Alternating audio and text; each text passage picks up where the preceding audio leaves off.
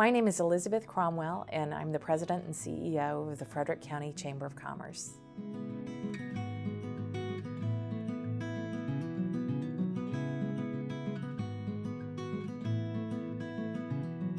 The Frederick County Chamber of Commerce is the first chartered Chamber of Commerce in the country. What that means is that there had been sort of informal groups around the country where merchants had been coming together to try to help each other and kind of speak with a common voice. But when the U.S. Chamber of Commerce was formed in 1912, there was a call from them for local chambers to actually become organized and form under a charter. The story is that the very next day, a group of gentlemen headed right down to Washington, D.C. on their horses, and as a result, Frederick is the first chartered chamber of commerce in the country. It's also the largest in the state of Maryland. My initial impression of the chamber before I started working there was, and I'll just be totally honest, is, this is kind of the voice for big business. And that's what I'd heard, from a lot of people. And while I do think that's true to a degree, I think I misunderstood the motivation. And I think what's behind that is that we have a small number of very large companies who have people whose job it is to participate in the process and who can come to meetings. 65% of our membership, though, has fewer than 10 employees. So really, we have a lot of small companies. The problem, I think, and the reason I had that perception is that there isn't really a very strong channel for people who can't get out from behind a cash register or leave the office. And so that's why we're working on a lot of improvements to our online experience so that we can really more accurately interact, and kind of poll our smaller members on a regular basis the way we can easily do with our large businesses. We are always looking for new ways to bring value to our members. I've been there now for a year, and a friend of mine always used to like to say that God gave us 2 ears and 1 mouth for a reason.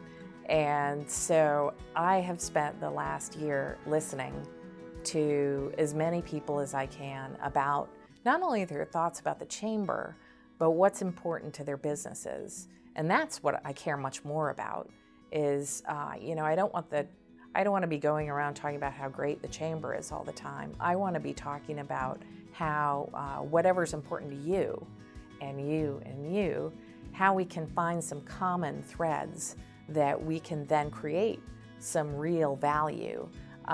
We've just kind of come through that process right now. I've talked to lots of current members, former members, elected officials, academic folks, and have taken in an enormous amount of information. What has come out of that is remarkably consistent. And what I have found is that there are 3 big buckets of issues that people really want to focus on for their own company's future. The first big area is infrastructure. People are very concerned about, making sure that our roads are operating well, making sure that we have a downtown hotel, making sure that our airport is as effective as it can be. So those big issues. The second big area of issues that has come from so many people is an effort to kind of rebrand Frederick and to make the case for Frederick County for both current businesses and for businesses across the state that don't really know an accurate picture of what's happening here in Frederick. So the rebranding issue is very large. The third big issue is having a workforce prepared population and making sure that what we're educating our students in is what we actually have jobs for. Those 3 issues were across the board, left, right, center. Everybody is concerned about those 3 things. So my goal is to start not only making some plans to make headway over the next 5 years in those areas, but also hopefully to create some benefits for members that really tie into those 3 areas. Growing our membership is important to me. It's not the most important aspect of membership to me. Retention is the most important attribute, because I think, back in 2012, the Chamber turned 100 years old, and there was a big push to get to 1,000 members by the 100th birthday, and they did. And, at the time, that was phenomenal, and it was a big deal. And over time, I think maybe there were some people who joined that maybe weren't the best fit, and maybe it wasn't, there was a lot of pressure at that time. And so what I've done since I've been there over the past year is really kind of, scrub the membership to make sure, who do we really have here that's active? And, how do we turn members into believers? Because right now we have a lot of members, we have a lot of believers too, but that's the piece of it that I'm more interested in than, just going out and pounding the pavement and looking for any new member. I want the members that we have to make sure that they are maximizing their return on investment.